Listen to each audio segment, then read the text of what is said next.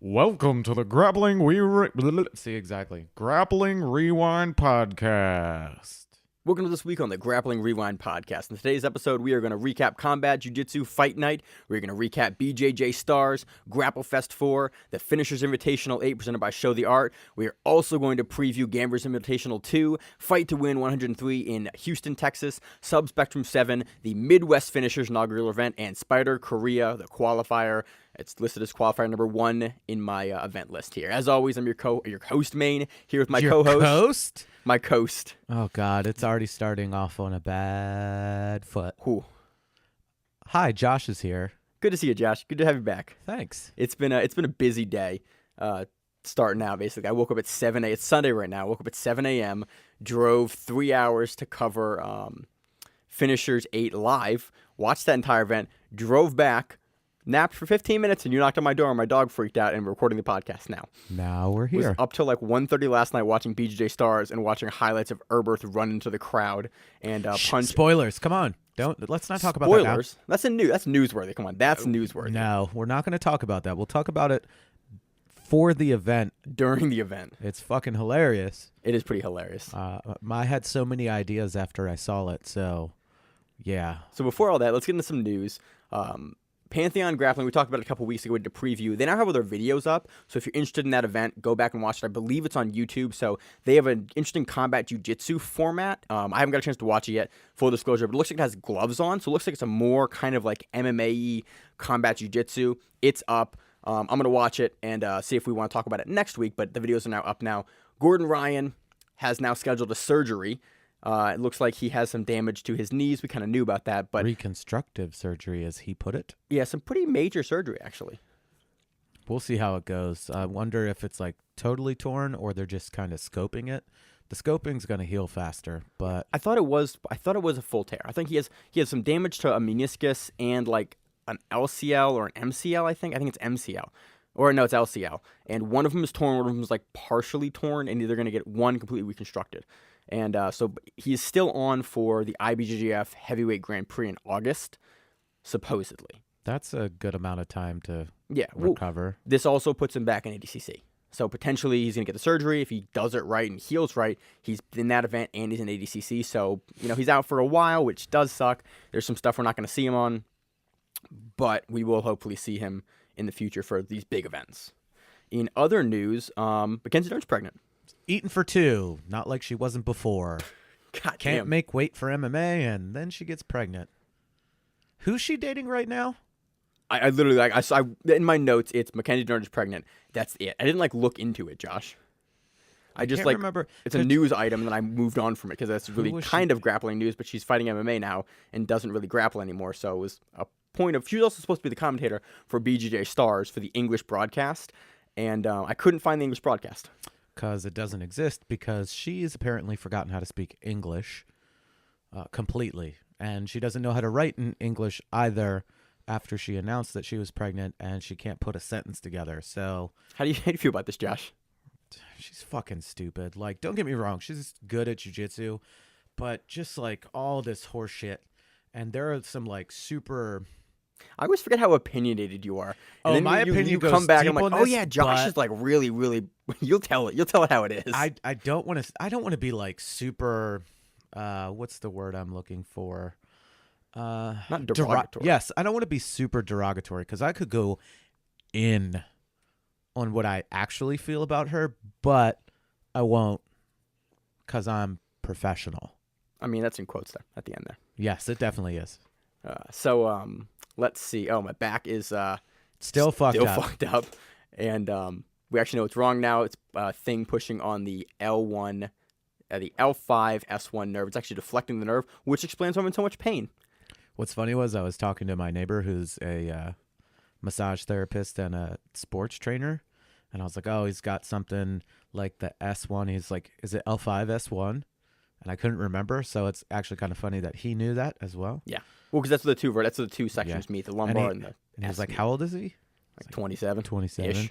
He goes, what the fuck is wrong with him? I appreciate that even a guy I don't know is giving me shit about a dumb injury. He was like, how did that happen? I was like, no idea. Dude, I don't know how it happened. I said he broke his back too. He goes, what's wrong with him? It's like, that's a great question. Yeah. Okay, so enough about my back. In other news, on our website now, we're starting to put up more articles. Matt did an article on Nick Rodriguez last week, highlighting some of his accomplishments. Talk to Nick. We will cover Nick here in a little bit on the Finishers Invitational Open. He did some wild shit during his match today. Shocker. And there's an article up about him on our website. Take a look at it. It's interesting. It highlights some cool stuff about the guy and gives you more information about a guy we're most likely going to be covering pretty frequently until ADCC and then at ADCC. So what I'm really interested in though is think about this. So Nick Rodriguez trains with Gordon Ryan. Gordon Ryan is obviously oh wait, no, never mind.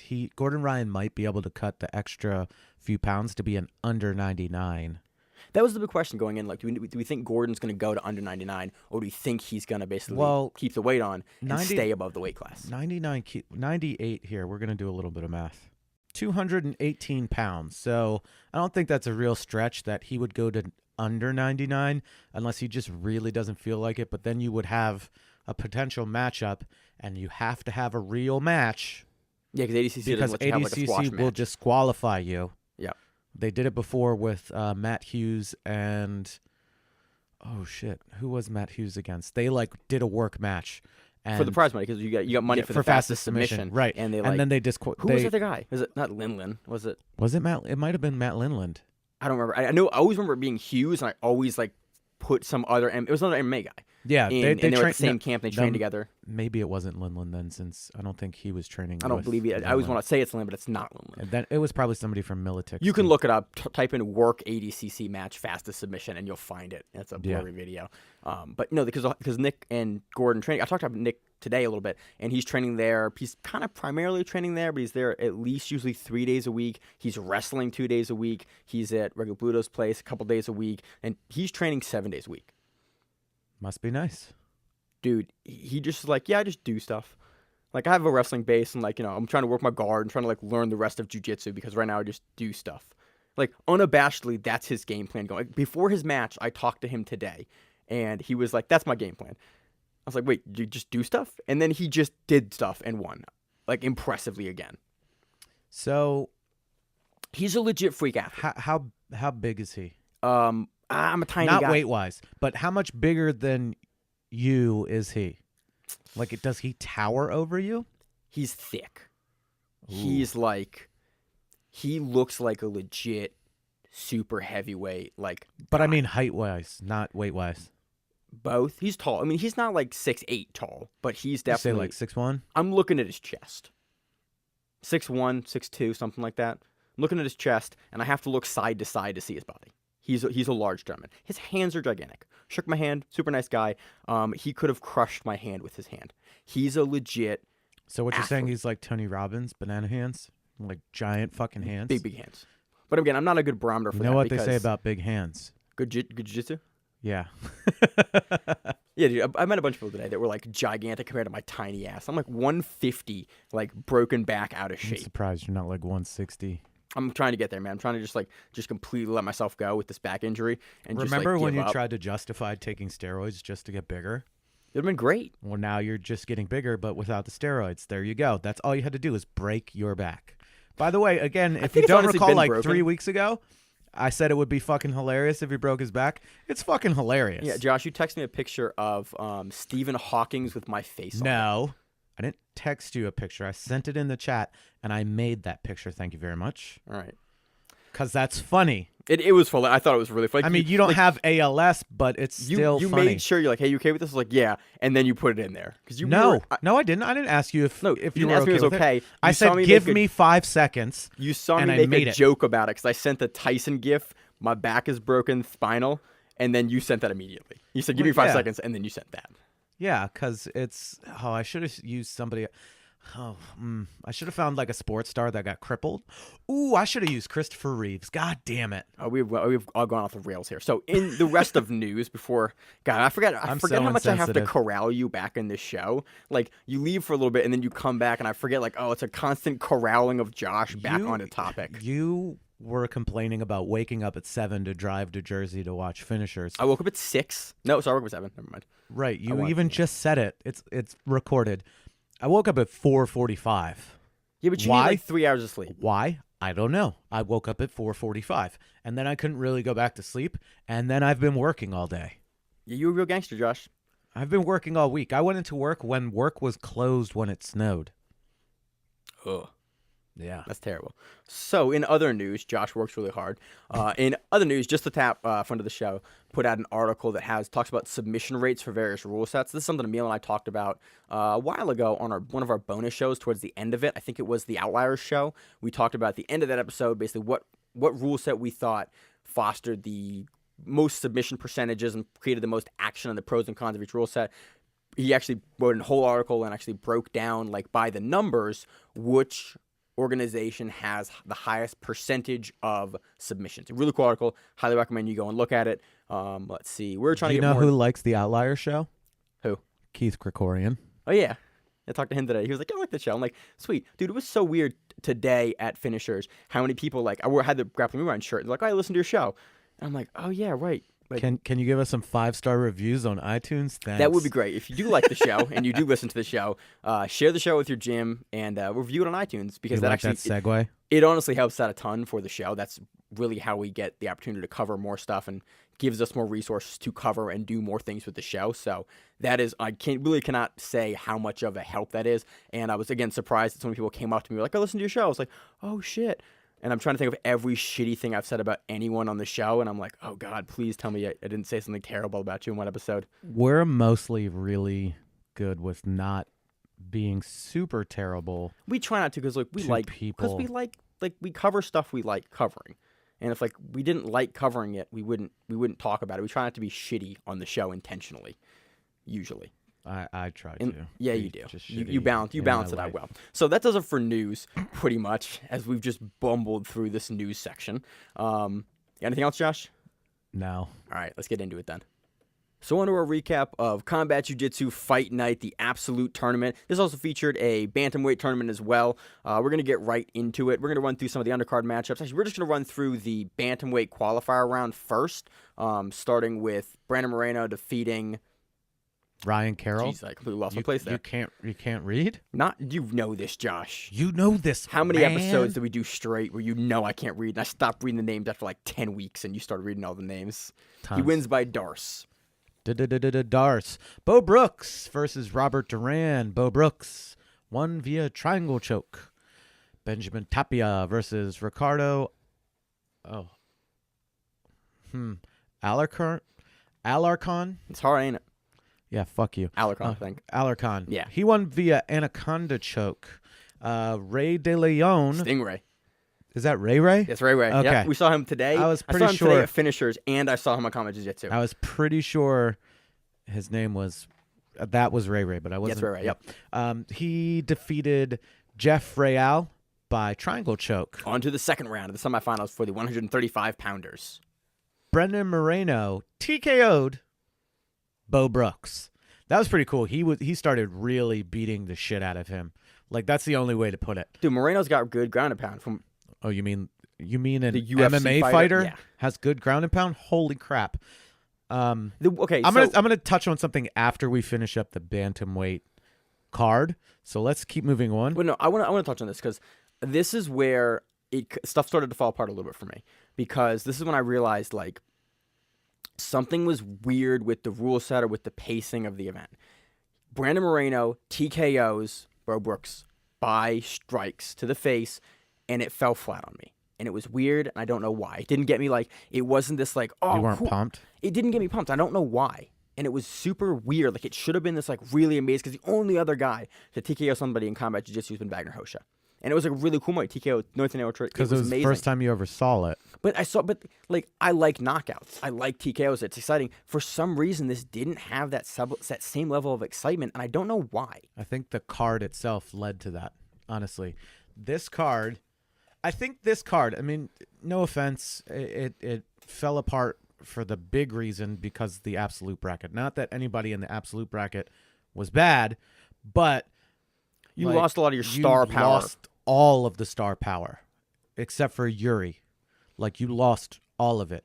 And not that Thor isn't a name, and he is the 185 CJJ champion. Yeah. You lost Josh Barnett, Verdum, Vinny Magalhaes, Rustum, like all of those dudes were gone. And then this is as soon as I saw the final card after all the switches and everything happened, I called who won. I was like, Yuri takes this. He beats Steven Martinez.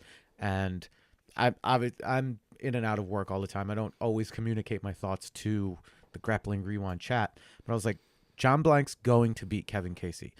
Kevin Casey is a game competitor, but he's beat the fuck up from years and years of jiu-jitsu. And I don't know how old John is, but I don't think he's that old. Not 25.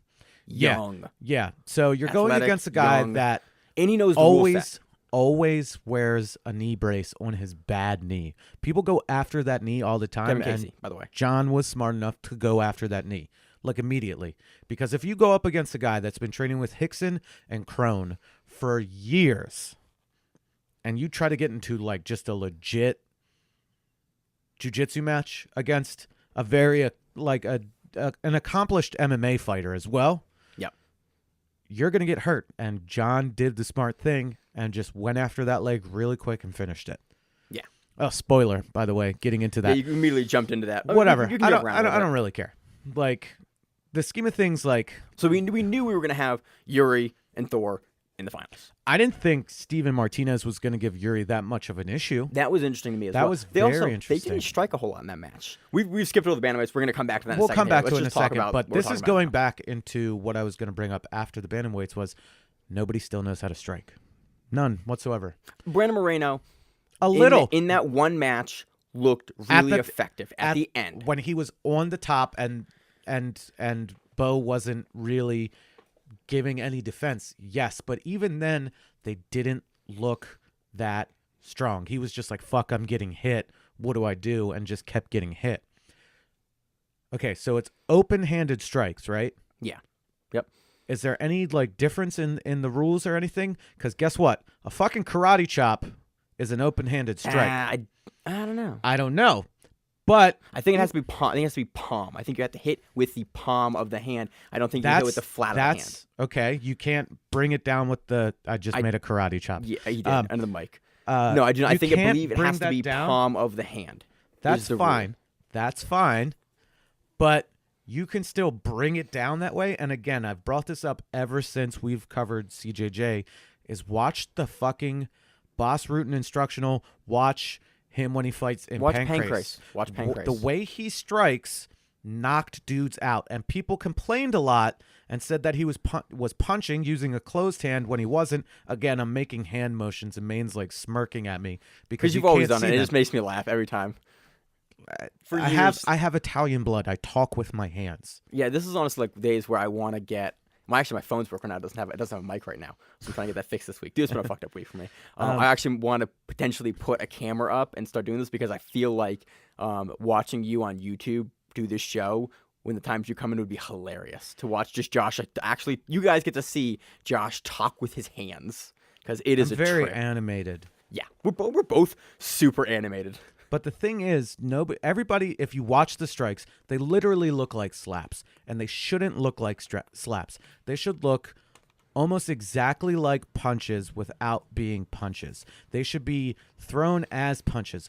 Also, can you backhand? Is that allowed? No, it's palm. It's palm. I'm pretty sure it's just palm. I think it would be cool if you threw those in there too. But still, if people learn how to use the angles properly, you could legitimately fuck somebody up. Because I can tell you right now, just from like personal experience with hitting people while not punching them, and doing karate and taekwondo for long enough to know how to do these fucking things, and like having a black belt in those things, which means absolutely fuck all. You can hurt somebody legitimately with just your hand and just the way you strike.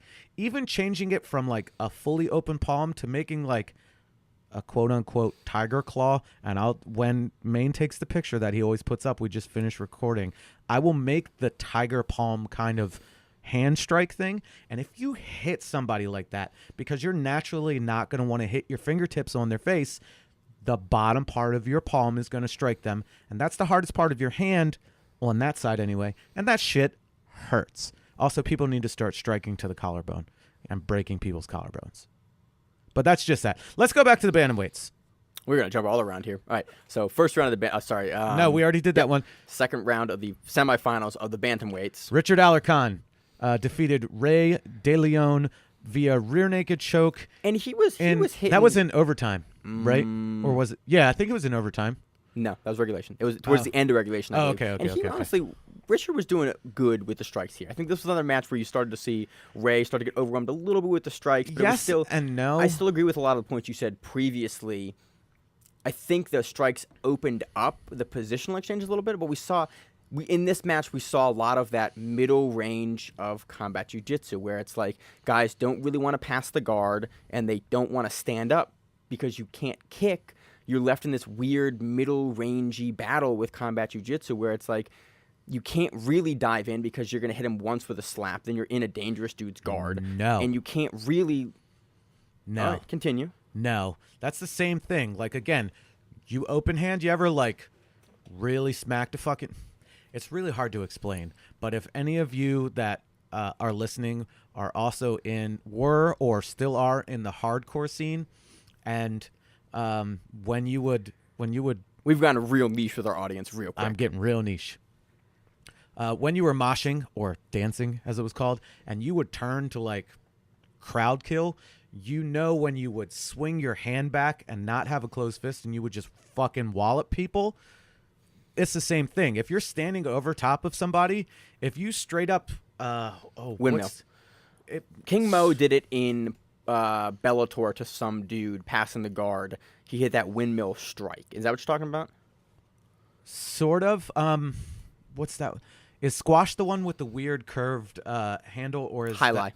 Highlight. So in highlight how they throw it, and again, I'm making these things where you're gonna have to legitimately look this shit up and be like, oh, now I get it, because it doesn't translate very well via voice.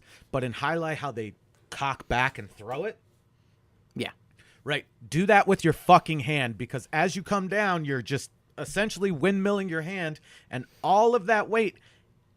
Aim for the fucking bridge of the nose. If you hit them in the face, it's going to fuck them up. If you miss, you're hitting them in the throat or right on the fucking bottom of the sternum, and you're going to fuck their shit up. I'm trying to fill in for a meal and fill all the fucks, by the way. You're doing a good job so far, guys. Thank you. It's been a curse-heavy episode from the jump. Thank you. So, moving on to the next match in the finals for the bantamweight, we had Brandon Moreno versus Richard Alarcon. He won via fastest escape time and is heading to the Combat Jiu-Jitsu Worlds.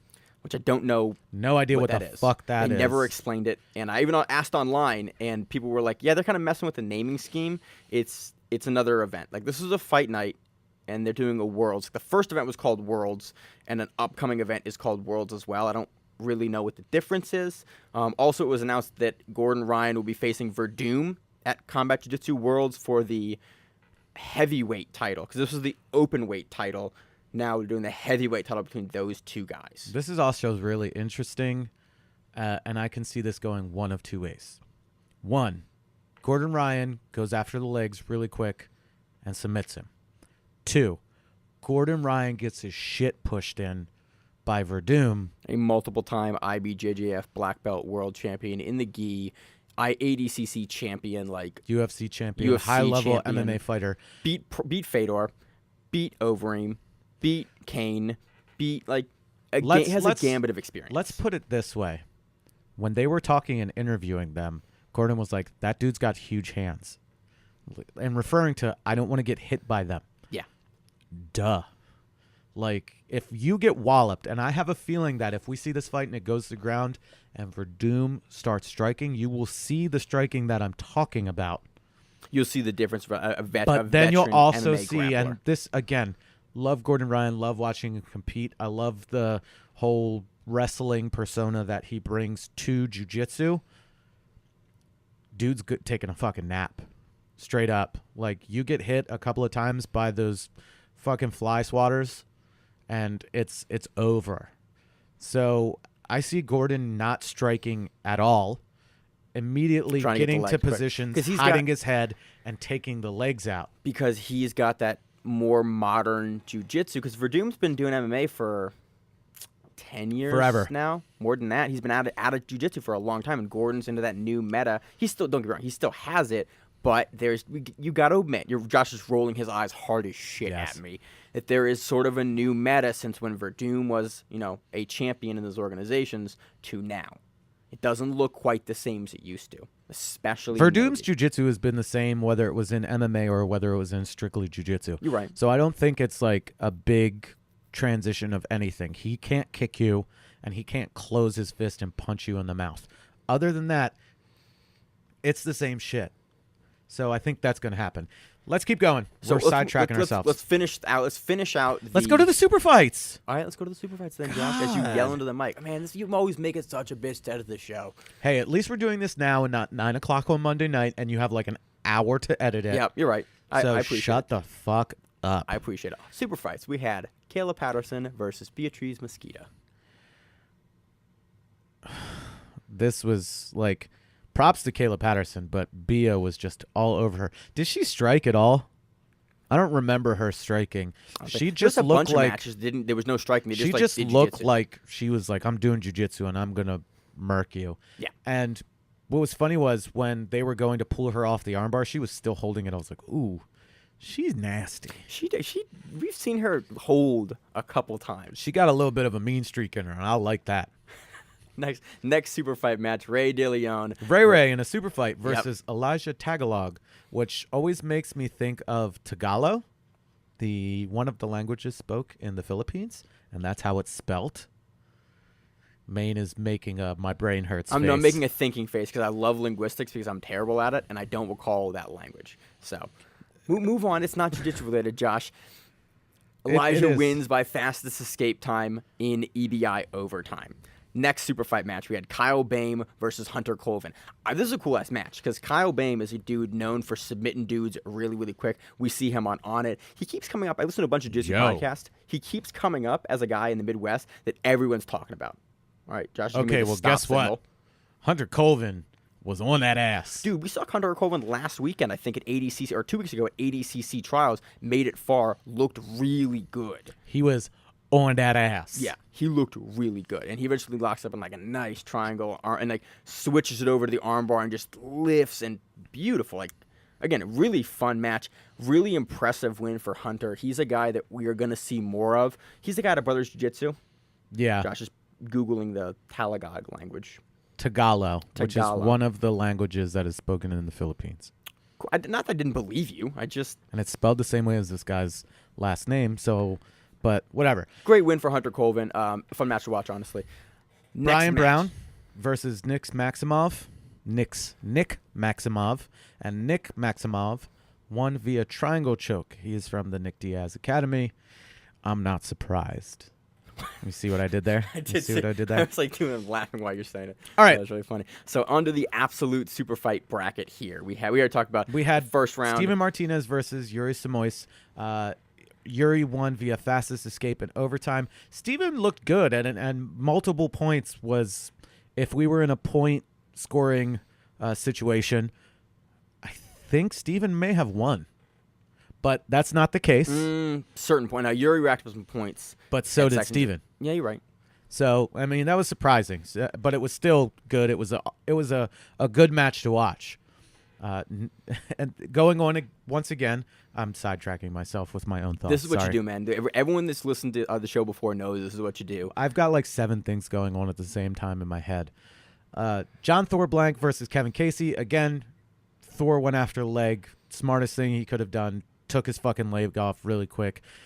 I personally can't stand Kevin Casey, more so for his rap and his love of Spencer Pratt, who is a giant douche nozzle. He was on like the one of those stupid shows from like MTV or whatever. All right. So, I can't remember. He's dumb. Anyway, finals. Yuri Samois versus John Thor Blank.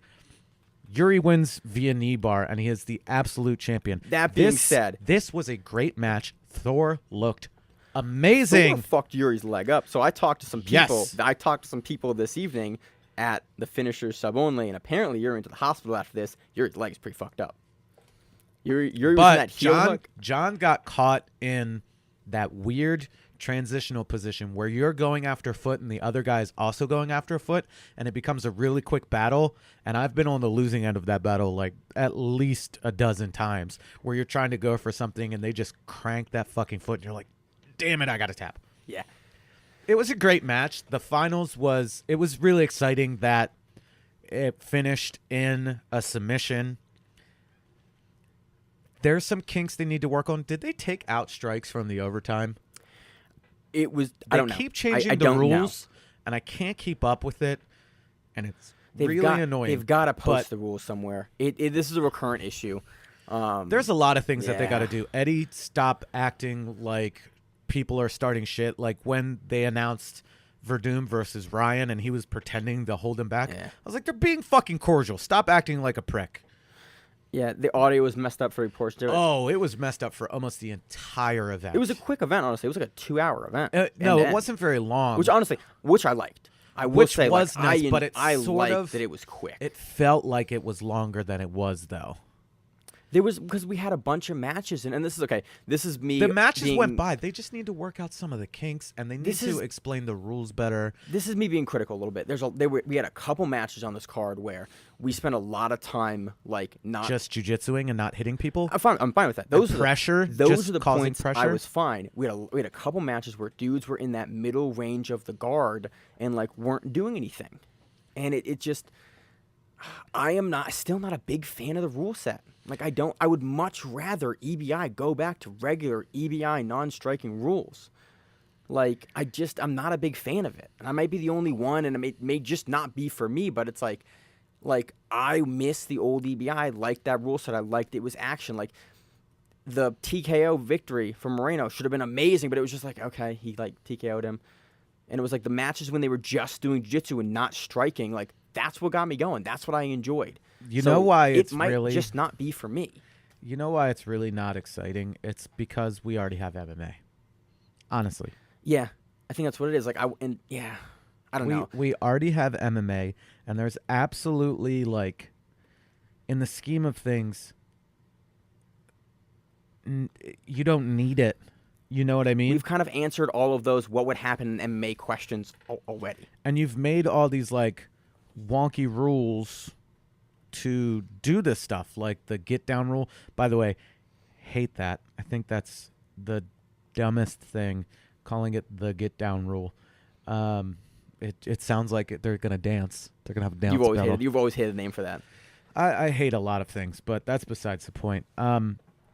It was a good event. It could be better. They still need to tweak out some stuff. The EBI stuff just flows better than the combat jiu-jitsu stuff.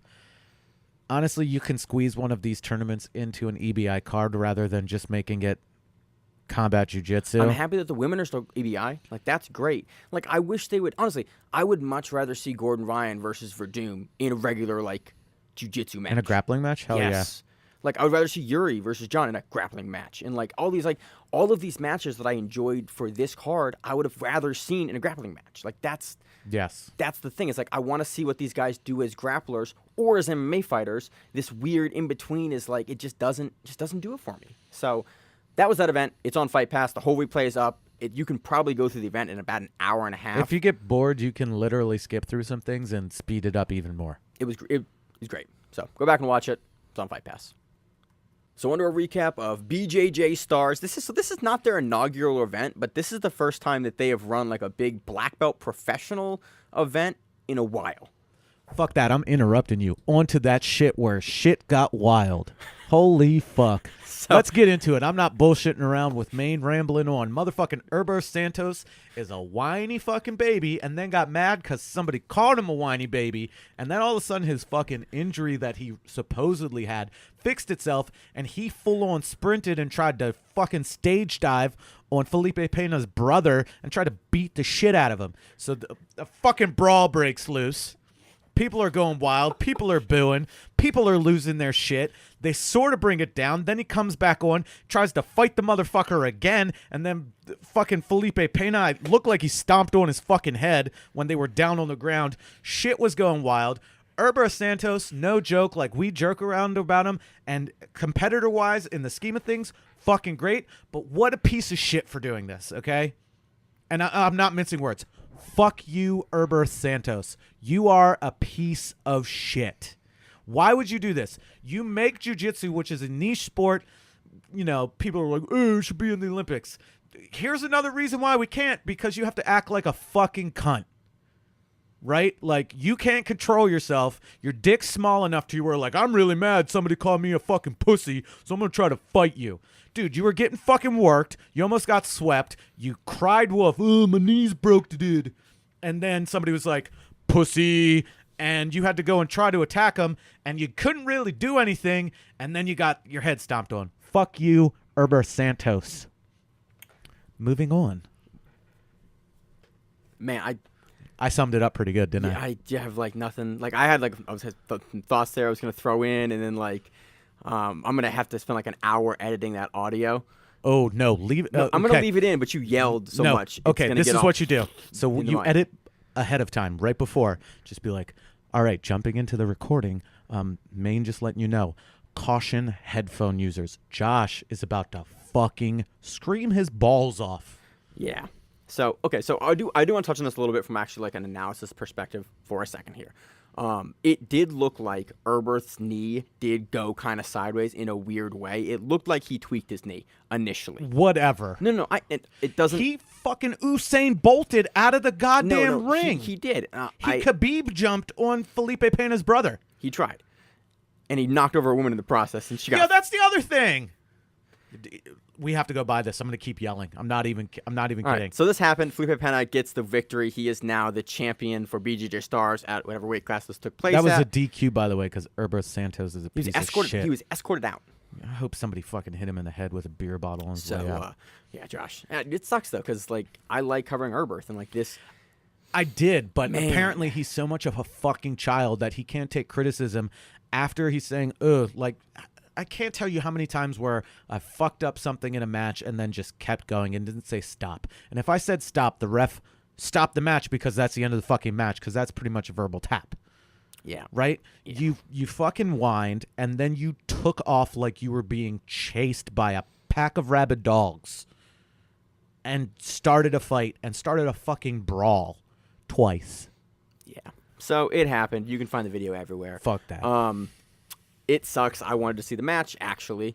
And he fucked it up for everybody. On to the next match. We had Marcos Almeida Buchecha. Dude, everyone loves to say his name. Every time. Stop adding accents to it like you're not the most fucking milquetoast person in the world. I am, but I love doing it. Just call him Buchecha. Buchecha. Everyone who announces Buchecha out stylizes his name hard as shit. The Pride lady does. The ACBJJ lady does. Hart? Whoever this... yeah, she did.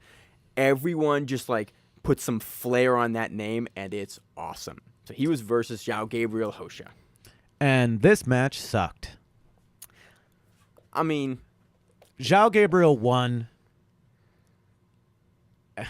This match wasn't good. It was close. I can't lie. He won by 3 advantages. We watched. This is kind of the whole thing with BJJ Stars. Is I like the matchups. I like they got big level guys. I wish it was shorter matches. Matchups I want to see. Yeah, I think 6 minutes would be good. Yes. But the thing that was really interesting is it's basically the rule set is IBJJF, and every competitor approached it like IBJJF, and we've seen when you run these IBJJF style super fights, like this is kind of the style of the matches that you get. Like you get these slower, grindy, advantage fighty positions, especially when you get like 2 of the best guys in the world, like Buchecha and João Gabriel. Like in the gi, those 2 dudes are some of the best guys in the world in the IBJJF rule set, and so you get guys that have to play for advantages. Like you're not going to score 14 points on a guy. It's not going to happen at that level. It doesn't happen at that level. So we're gonna move on to the card a little bit lower, and I'm gonna prove Maine wrong. Anyway, it wasn't really that exciting of a match. There's some technical stuff. Yeah, there's advantages. I'm interested to see what happens when they run into each other at Worlds and how Buchecha changes his game up to beat the boringness because he's beat him before. Yeah, but to change up the boringness of the match. I mean, last year I said João Gabriel's match with Otavio Nalati was literally the most boring thing I've ever watched in my entire life. It was up there. Yep. So he can create like snooze jitsu essentially, and it's not that he's not a good competitor, but He was a great competitor, he but can he plays the rules set. make matches so boring and unwatchable almost. But let's move on to the next match, which was certainly more exciting. I was hype about this match. Nicholas Mergali versus Leandro Lo. Okay, so this is the third or the fourth time that they've... fourth, I believe. Yeah. And I think they're 2-2 now? 2, I think. Yeah. Yes. I think that's correct. Yes. Okay. Give me Mergali's last name. How do you say Mergali? it? Just Mergali, is it not? Mergali. Because they say it in Portuguese, and it's got like a little. It sounds. So a little he different. might say Marigali. Okay, that's what I heard then. So we're just, again, we're white people, so we're just we sort of pronounce it phonetically, but we've also heard like what's his name from Flow? Highwell. Yeah, Highwell Teague, where he says Nicholas Marigali. Yeah, okay, maybe that's what I heard. that's probably his name, and we're just butchering it. But we've been. I wanted to clarify because Josh is the of the team we have here at the Grappling Rewind, the more of the namey guy. Dude, fucking. Which is not. I was listening to last week's episode, and Emil was butchering some fucking names. It was hilarious. But the funny thing is, like, I give shit to Emil, but there's a reason why Emil doesn't not me, because I don't know. Way worse. Sometimes I'm like, is he really Hispanic? Like, he can't pronounce these names. Terrible Puerto Rican, that guy. So on to this match. This was fun. Like, I enjoyed this match. These guys had beef at the beginning. I couldn't care if it was real beef or not beef. I think he might have just hyped it up because it was funny if you watch the weigh-in videos. Lowe shows Mergali in the weigh-in, during the weigh-in. Like, pretty hard. I think he was getting himself psyched up because I think this is his return after his shoulder surgery, right? If I'm not mistaken, this is his return from his shoulder surgery. Fucking good.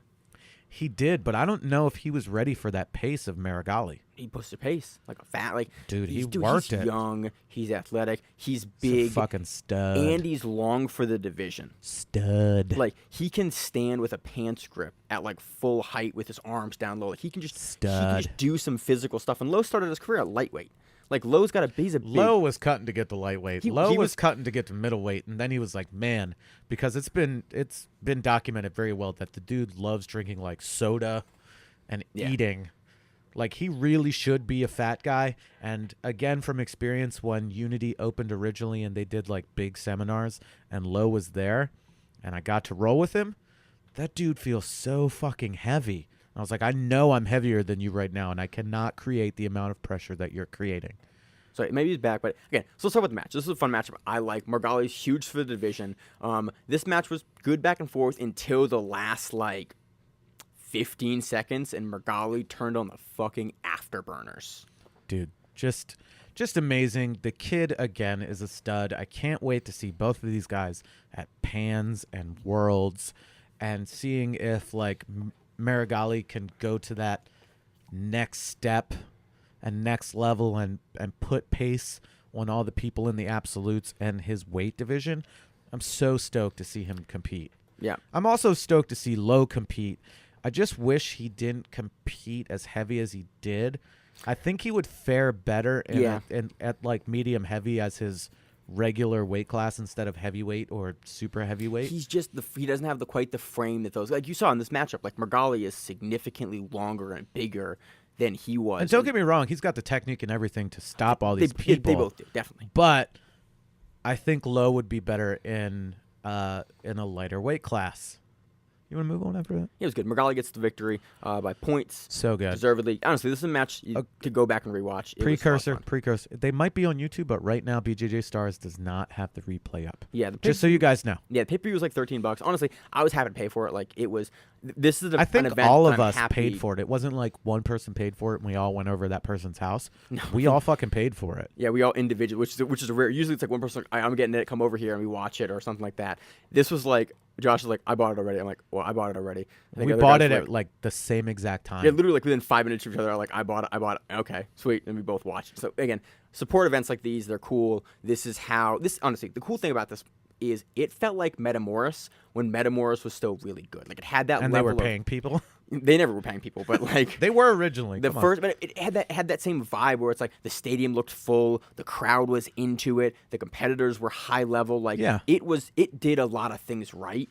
I don't really like the cover band, but oh, that was my favorite part. And I'm not gonna lie, because there were some points So if where you like didn't watch the event, they'd finish a match and they would cut to this Brazilian cover band of like 2000s like pop songs. No, not just it literally like they were covering songs from like the early 2000s all the way up until roughly about now.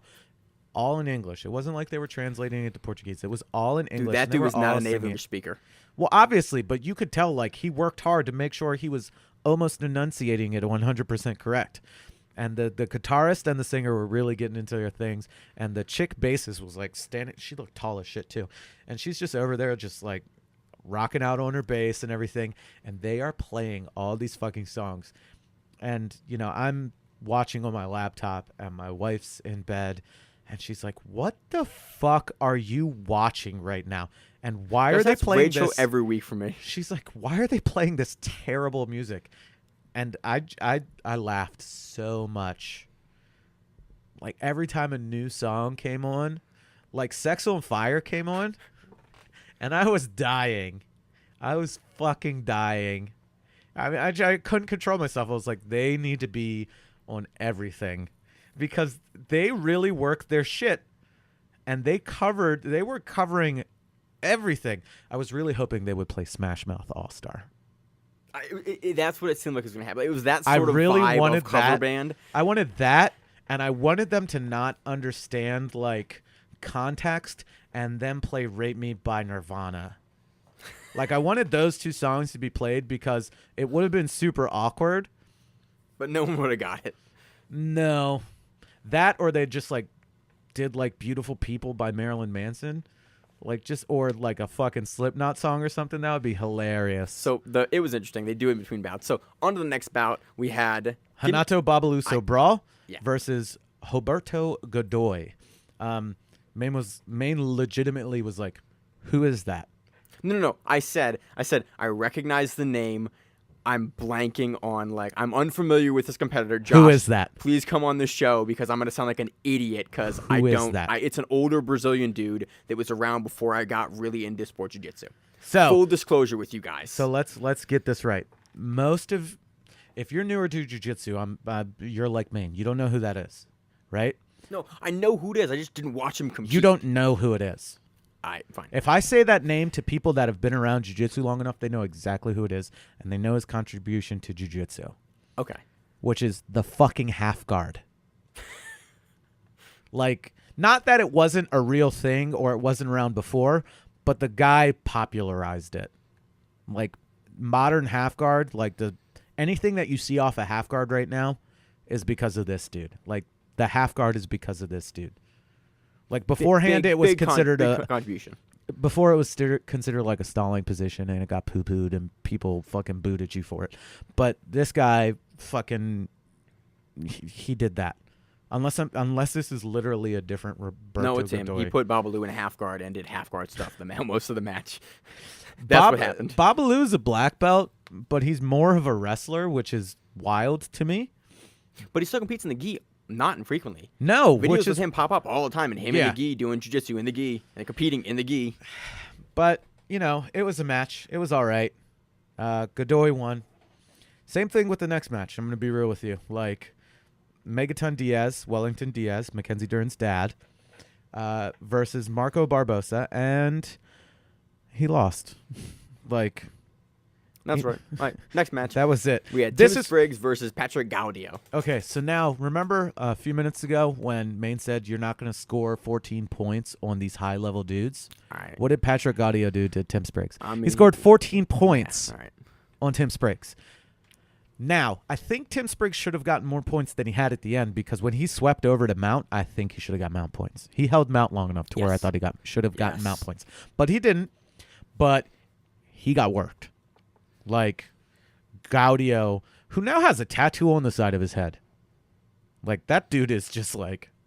Not that it has anything to do with Dude, anything. he's so good, too. Like, But he's Gaudio's so good. Like, dude, Tim Spriggs just won the No-Gi Worlds this year. Like, the first, like... Well, this is the gi, so it what does is- that matter? It doesn't matter, but no, it does matter. Okay? And here's why. No, because the gi and no gi are two separate things. No matter how much you be like, oh, my gi game and my no gi game are the same exact thing. Right. The grip game is But totally I'm saying, different like, not average regular dudes in 2019 or 2018 don't win a world event. Like, you got to be really fucking good. Tim Spriggs is really good. Patrick Gaudio is better, insane. Like, look at his resume. And so getting beat by Gaudio isn't like he just worked him over, and like that's hard to do. It just to Tim, shows you how good and Gaudio it just shows is. you how good he And is. it's just insane to like wonder. I wonder what that guy's ceiling is, because we've seen Gaudio and just watching him put that many points on a guy like Spriggs. They did a quick video on Flow Grappling of his strength and conditioning, and talked about his like training regime, and he trains a lot. Dude, all of them do. A lot. Like, Not a little, but a lot. yeah. That's one of the guys where if they were like, he got popped for steroids, I wouldn't be surprised. But it's not steroids to make him stronger. It's steroids so he can recover, so he can keep training. None of these guys, honestly. I hope, honestly, here's like full disclosure. I hope most of these guys are doing something that they shouldn't be doing for their body to keep them like in At the better highest level. The highest level, and also so like we can get more out of them. We can see them compete more than like 3 or 6 years, so they're not just destroying their body. Like, I hope. Full that they're doing disclosure, something. Grappling Rewind loves steroids. Oh yeah, dude. I want all of my athletes that want to be on steroids. Juice to the gills. Juice to the gills, because they put the best performances on, do the most exciting shit. They have the best gas tank, and they recover the most. And I can see them perform the most. If you want to be a clean athlete, good on you. I fully support that as well. But if you want to be juiced to the gills, so I can smell it on you when you walk in a room, I smell the also test. fully support that. I like how we have like this really polarizing like thought process. Like, we want you to do steroids because it's the same thing with baseball. Don't tell me you're a fan of baseball and you like baseball right now after the whole steroid thing went down. Everyone loves hitters. Everyone loves home runs. If you smash a ball and it goes into the water outside of the stadium, people are stoked. If we're in Baltimore, so if you're at an Orioles game and somebody smashes a fucking home run and it hits the warehouse and breaks a window behind where the stadium is, there's a decent amount of blood flow to your penis. Or to your vagina. You were going with that. Something's going on. There's a lot of blood flow to your loins, and you're super excited because you're like, fuck yeah, that guy smashed the shit out of that ball. It's the same thing with like a good Harigoshi. It's like, man, that guy smashed the shit out of that guy. Yo, you see Tim Spriggs do a good fucking train wreck throw, and you get a chub. Okay? Moving on to the next match. I got to get Josh off the chubs because he will go. I will cut minutes of this show out that are unreleasable. DJ Jackson versus Izaki Bahens. It was tied 2-2. I thought DJ won. The crowd, I think, thought DJ won because they booed the shit out of Izaki when they were like, he won, and then you just hear, dude, Brazilian crowds will tell you what they think. Dude, that's it was that's great. One thing I appreciate about Brazilian crowds is they are vocal and they get into shit more than almost any other crowd. DJ Jackson did what DJ Jackson does. Like, that's what he does. He's a 5'6" spark plug. He might be 5'7". I don't know. He's about my height. Yeah, somewhere around there.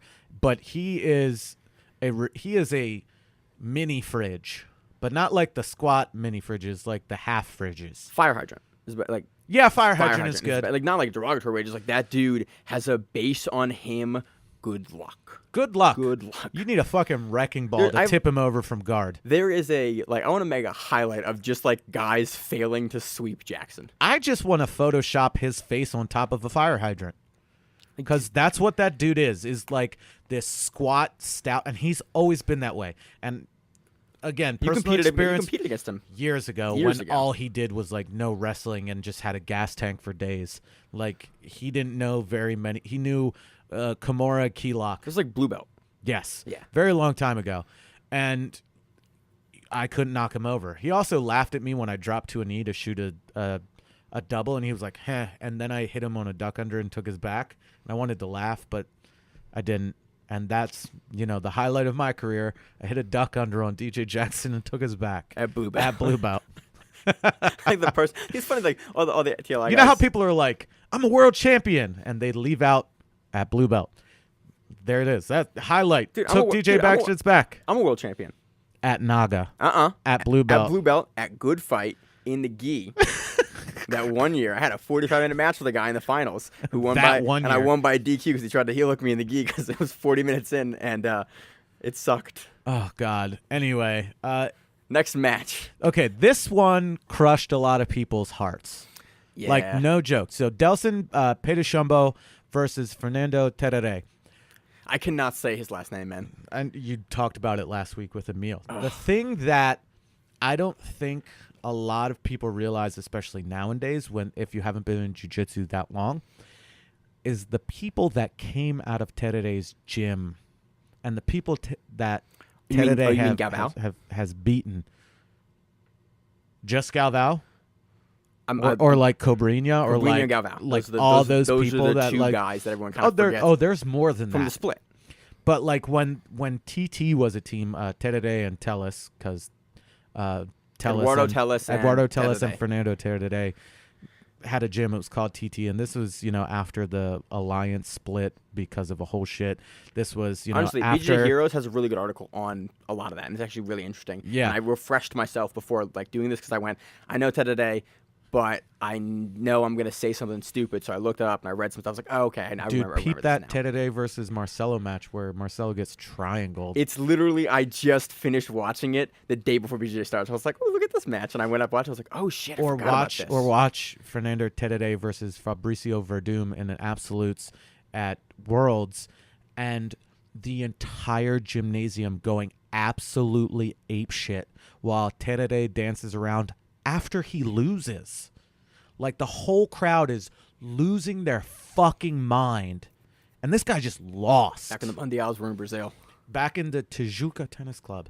Anyway, from the get-go, Terere pulled guard and Pedishumbo just ate him up. Like, he honestly, and like, I don't want to sound disparaging of Terere, but he just looked lost. And then he got hit with a bread cutter choke and got tapped. And I was just like, wow, I'm kind of depressed that match just happened.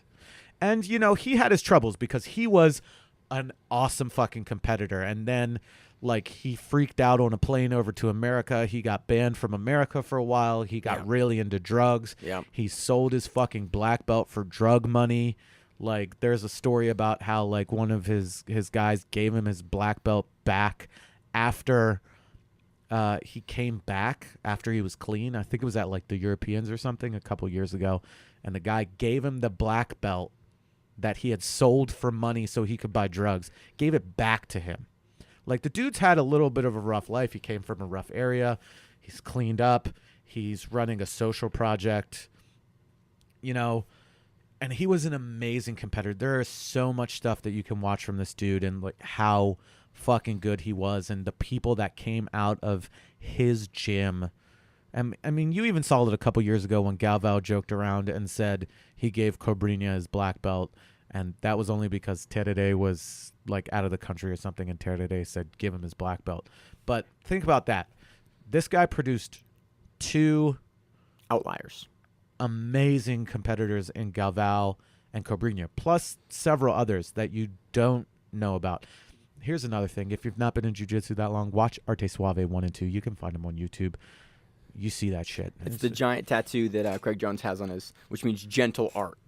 Well, tons of people have Arte Suave, they do, but I'm talking about the actual documentary. The documentary, but yeah. But, it was sad to see it go down like that, but shit happens.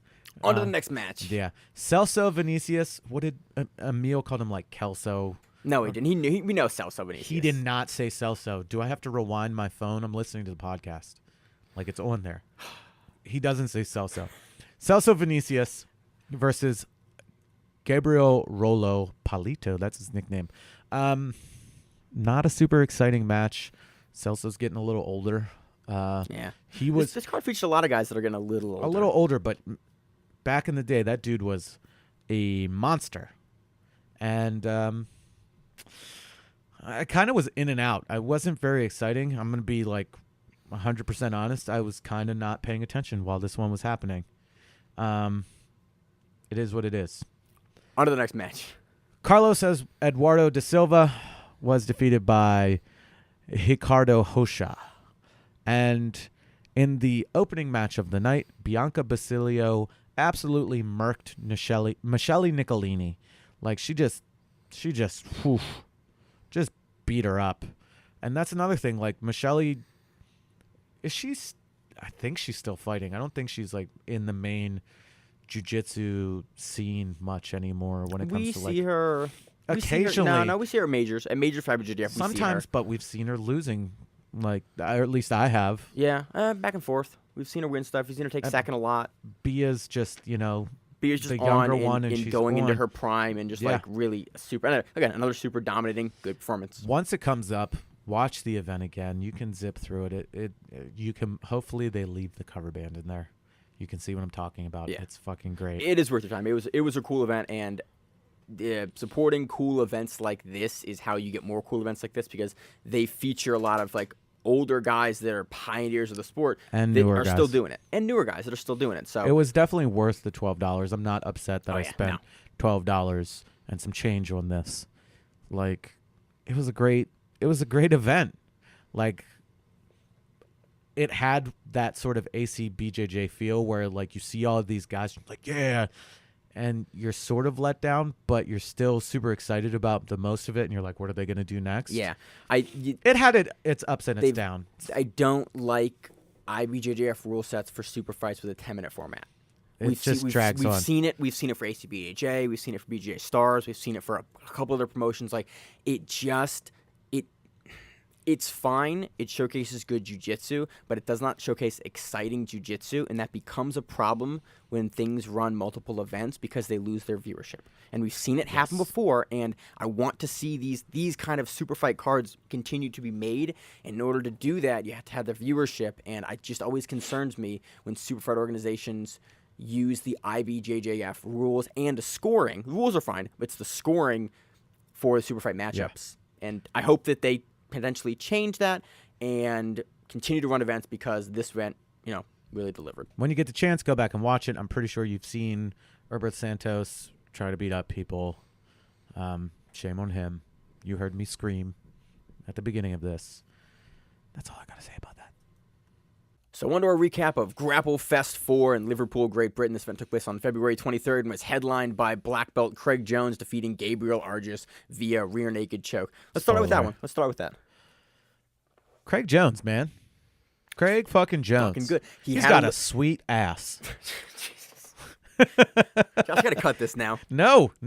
You guys saw the Instagram post. You saw that booty. Tell me I'm lying. I forgot Tell about me that. I'm lying. Oh, the promotional post. Do you remember the movie Orgasmo? Yeah. You know the part where Matt Stone plays the weird dude with like the mullet, and he's like, I don't want to sound queer or nothing. And he always says something like, Depeche Mode is a pretty sweet band. Or like the one time he's like, I don't want to sound like queer or nothing, but he's got a pretty sweet ass.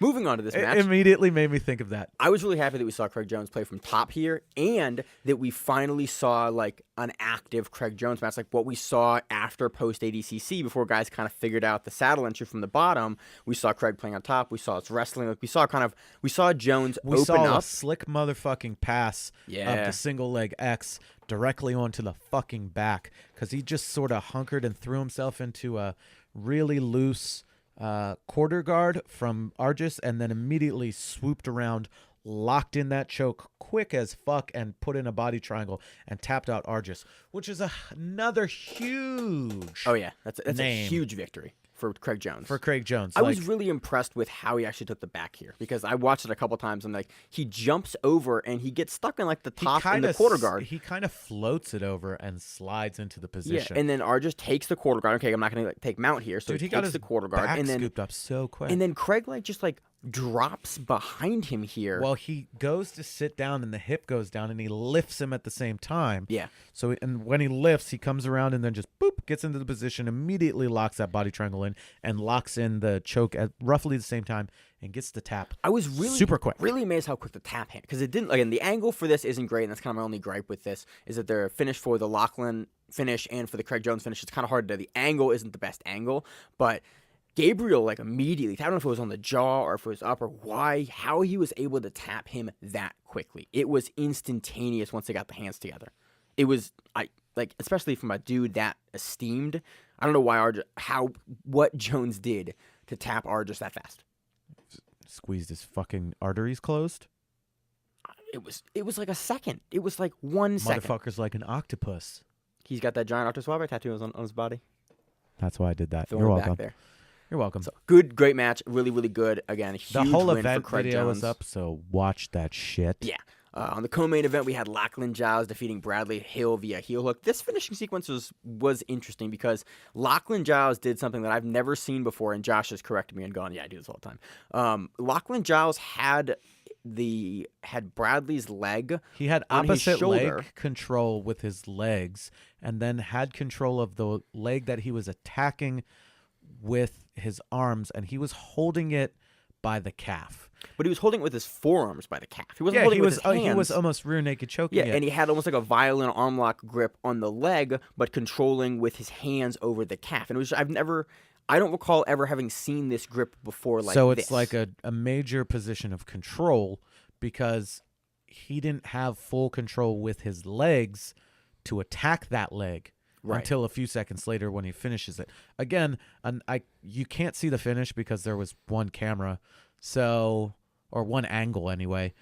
So you don't see exactly. He more than likely just slides up because if you keep that grip, you can just slide up. It looks like he gets the heel hook off like a pretty standard heel hook entry, Yeah. but the control for the calf was what was really interesting here for me because I don't see very many guys control the calf that way. And he had a really, really tight bite with that double overhand grip on the calf muscle itself, pulling it into the body. You just don't see it a whole lot. It's really interesting. Lachlan has some really great stuff. He puts out some great free instructionals too. So I assume that somewhere he's got an instructional on exactly what he was doing here. But it was cool to see against a guy like Bradley Hill.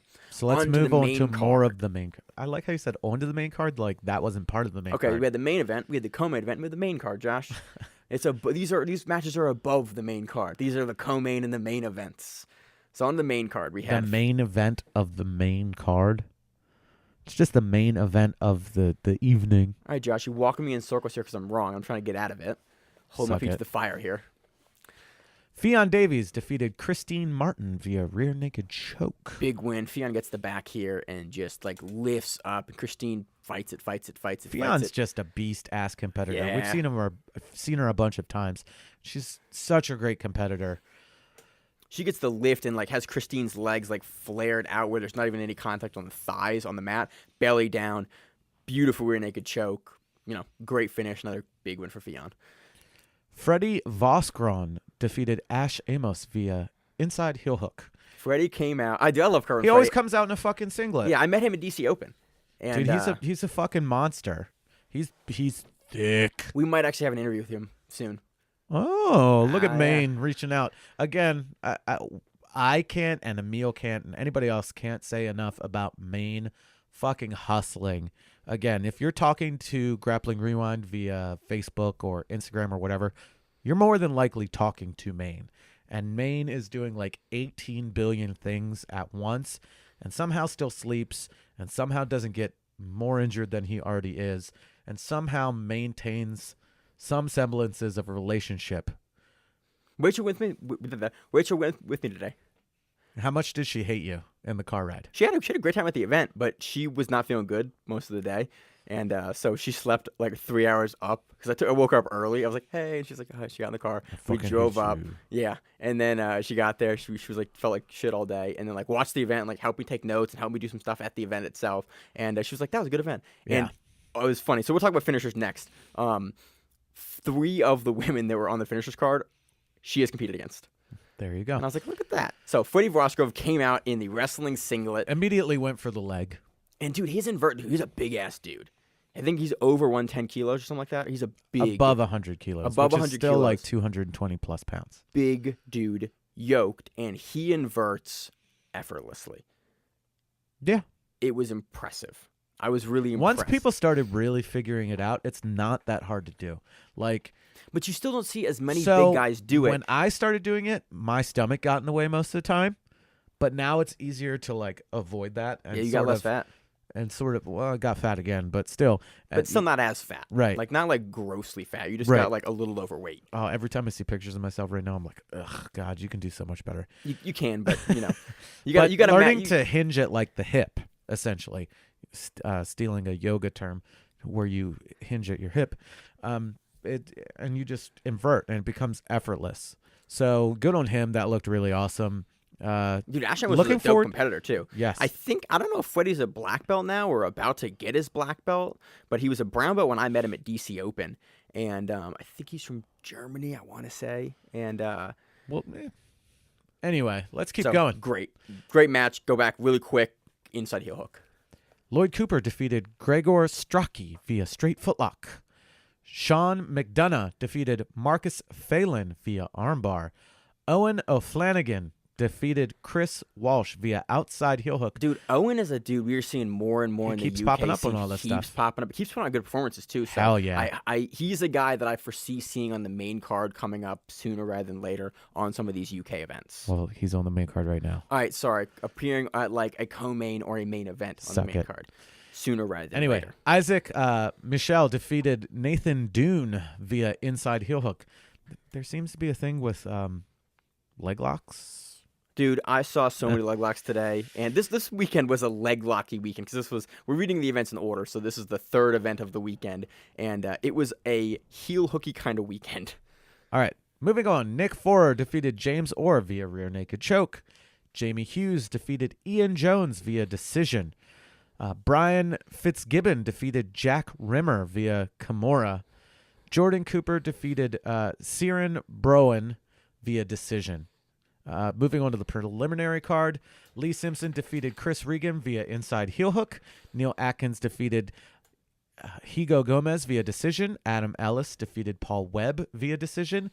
Kev Corkill defeated Nick Fielding via inside heel hook. Dan Hope defeated Kenny Richardson via decision. Brad McDonough defeated Kane. I'm going to say that's Kane. Or Kyan? Kaiyyn. I'm bad with those kind of names. Kane McKnight via rear naked choke. Josh Charrington defeated Tom Barry via outside heel hook. Ben Hills defeated Jamie Shattuck via guillotine. Igor Puskarkis defeated Mateus Urbanek, via guillotine. Aaron Jordan defeated Andrew Hardwick via armbar. Hannah Garrett defeated Georgia Doe via straight armbar. Shay Williams defeated Elliot Cole via decision. Nathan Kay defeated Ollie Bates via decision. Finn Carey defeated Tyrese Cunliffe via outside heel hook. Mike Ray defeated Really? Is that a misprint or is that Steve Bowie. Stay? It's STE, not Stay Bowie via decision. David Graham defeated John Patton via decision, and Chris Nickel defeated Sean McGinnis via decision. So the whole event is up on Flow Grappling. Take a look at it. It's about 5.5 hours long.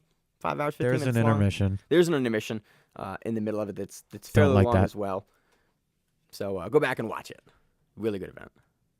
So quick piece of correction. I was at the event live that we're going to cover next.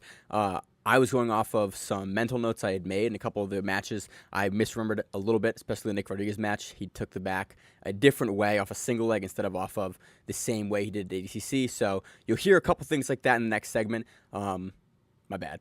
So under a recap of Finishers Invitational 8 presented by Show the Art. I was at this one live today. It was great. Very tired. Talked to a lot of great people. We've talked about it through the rest of the episode. Talked to a lot of great people through the event. If we don't talk about you on the show, it's nothing.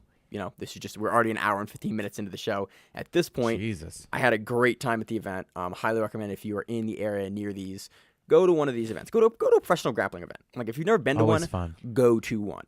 They are great fun. Everyone, I'm always amazed how amazingly friendly everyone is at these events. Dude, most jiu-jitsu people are really friendly. And if you run into somebody and it's not friendly, are you sure they're not warming up or getting into that mindset to fuck somebody up?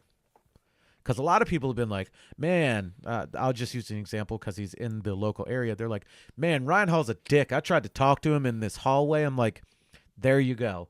The motherfucker's warming up, and you're trying to talk to him, and he's getting in this mindset to try to fuck somebody up.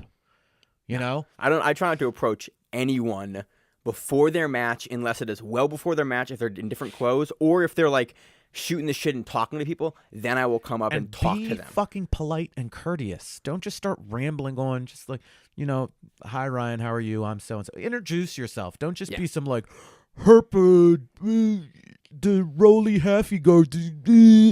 Like you have manners. Use them. Everyone was super friendly. It was a great event. Let's start out with the 145-pound tournament. First Great round. bracket. First round, we had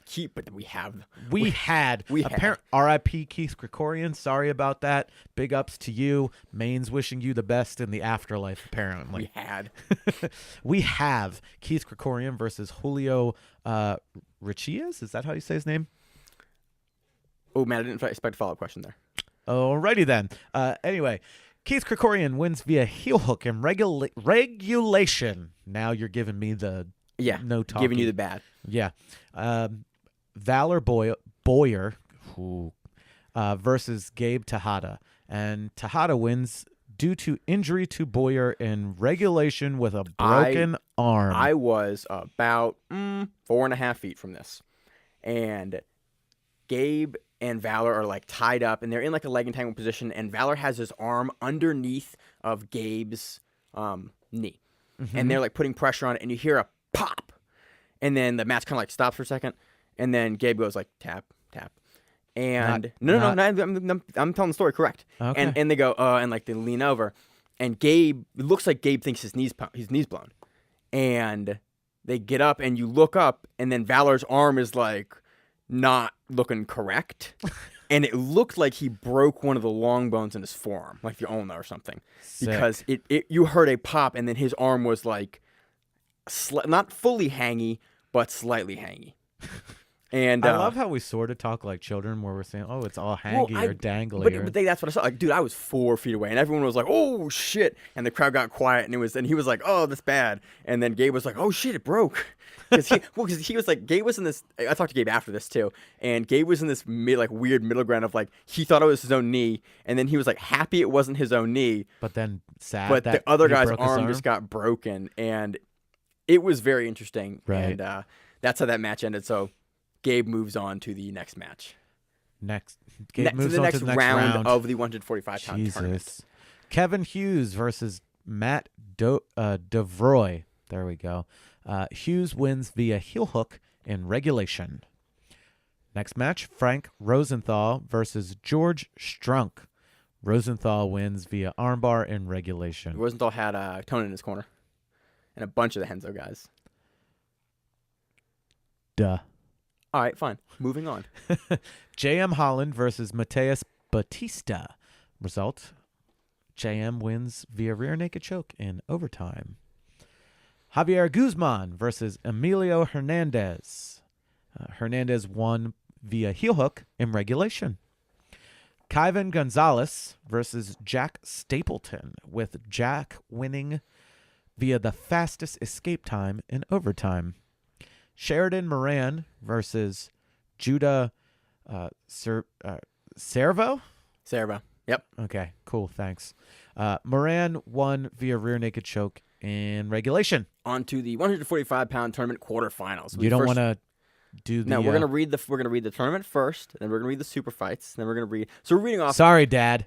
Big props to Laura Kent. She has an article up on my MMA News. That's the article that we're taking all this off of because I take terrible notes at live events. So I talked to Laura when I got there. I was like, hey, can we use your article that you're going to write on the results here for this because you take better notes and write better articles than we do.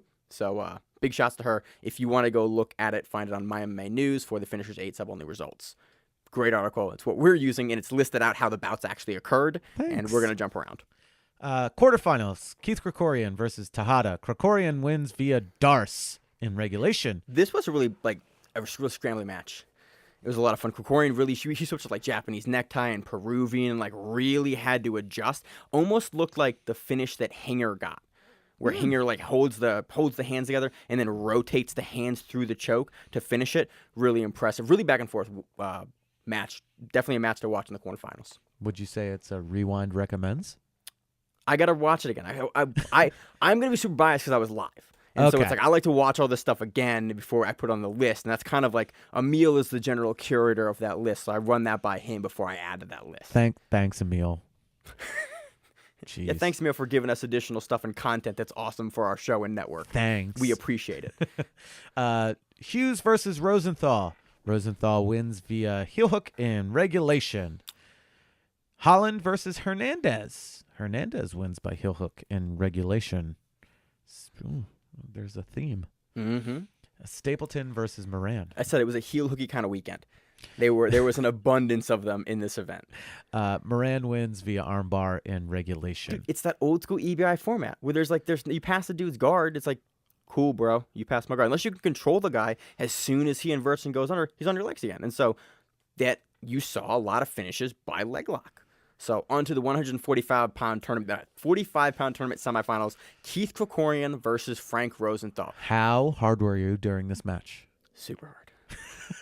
So this is the match. Emil and I called. I was like, I feel like these two guys are going to meet each other because they were on the same side of the bracket. We've been talking about it all week. Yeah, internally we've been talking about it. Yes. This match was super tentative from both guys because both guys had just been crushing through people. And you went, okay, so both guys, Rosenthal wants to sit and wants to get your legs and go under. Rosenthal does something cool here. He does something cool for the entire tournament. He sits on his butt and he does foot sweeps, hooking foot sweeps from the bottom. From his Inside base. or outside? Both. Repeatedly. And he keeps doing it. It's something I don't Does see. he use the other foot to push over? He does a bunch of different combinations. In the entire match, for all his run through this tournament here, he uses this over and over and over and over. He's also got really long feet, I noticed. Not to make it weird. He was... Like flipper type feet? Like long ass Not merman like feet? that, but he has very long feet for how short... he's my size, and his feet are very long. What size shoe do you think he wears? 11. So you're saying he and I have the same size foot? Yeah. Because I wear 11 and a half. Yeah, but it was really... my feet are very wide too, so they don't look super long. Right. It was interesting because it's a technique I don't see a whole lot of guys use, and he uses it repeatedly because he's trying to hook the feet towards guys. Kind of like that, but also he kind of swipes through as well. Almost like a judo foot sweep, but from sitting. Kind of like that almost. We're trying to do the motion. Yeah, I'm trying to explain to Josh We're trying exactly to do what's the happening. motion to each other, and I'm like this, and he's looking and just shaking his head, so he's not talking about it as much. Yeah. Full disclosure, it was on my phone. I wasn't fully paying attention to it because I was at work today because I was covering for one of my guys. We both work full-time jobs. I'm calling that guy a piece of shit, though, on this podcast because he had to take his girlfriend to the airport.